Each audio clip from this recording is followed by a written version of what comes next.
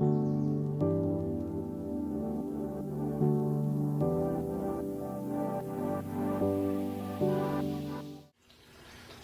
going on, guys? This is Joey. I'm coming at you another video today. Today I'm going to give you guys my top 5 saltwater nano fish. So before we start, let's go ahead and define what is a nano fish in terms of in saltwater. Because freshwater fish, nano size fish, is going to be probably a lot smaller than like 10 gallons or smaller, or 5 gallons-ish.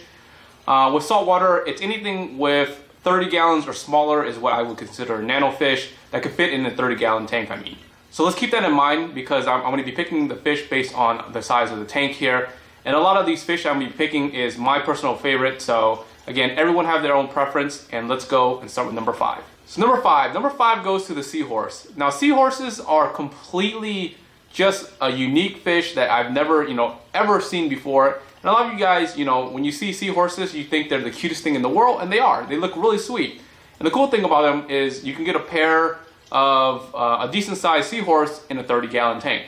Now what's really unique about them is they kind of require a macroalgae or planet reef tank just so they can cling on to stuff. They eat pretty much mysis only, so that makes them really hard, and they're really not a beginner fish. But in terms of a unique nano fish, if you guys can keep them, they're really sweet. All right, number 4. Number 4 goes to the frogfish or the anglerfish. Now I've seen these guys a couple times, and they just look really unique. Like the way they just kind of swim, the way they kind of just pounce on the actual like fish or prey, and then the way that they kind of just hang on the actual like rocks. They kind of just go like one of these things until something comes along, and they actually have like a little thing that's like a little bait that they lure fish in, and they just eat them. Maybe one day I'll actually keep an anglerfish because I think they're really cool, and they only get about like maybe 4 inches if you get like a certain size of anglerfish. So I think they're pretty unique for a nano setup. Now moving on to number 3. Number 3 goes to the blennies. There's a variety of different species of blennies, and my personal favorite is the bicolor just because of the unique color in them.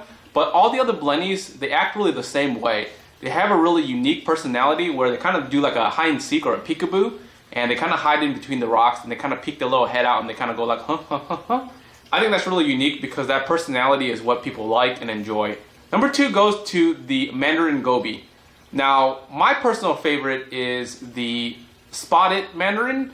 There also is a green and a blue Mandarin, which is amazing. Their color by far is one of the nicest that I've seen in saltwater, and the cool thing about them is they actually can fit in a 30-gallon or smaller. Now definitely these fish are not for beginners at all. They're super picky eaters. They have to eat like copepods, and they'll take mysis if you train them really well. I've never actually seen one eat flakes, but I've seen some people actually do it. It's possible, but again, super hard to keep. And if you are able to keep one, oh man, they are awesome and unique looking little fishes. Number 1. Now number 1 has to go to everyone's favorite, is the clownfish. Now the clownfish has a variety of different species, different patterns, different colors, and now all of them for the most part act pretty much similar. Now the only species of clownfish that I know of that isn't really friendly, is pretty aggressive, is the maroon clownfish.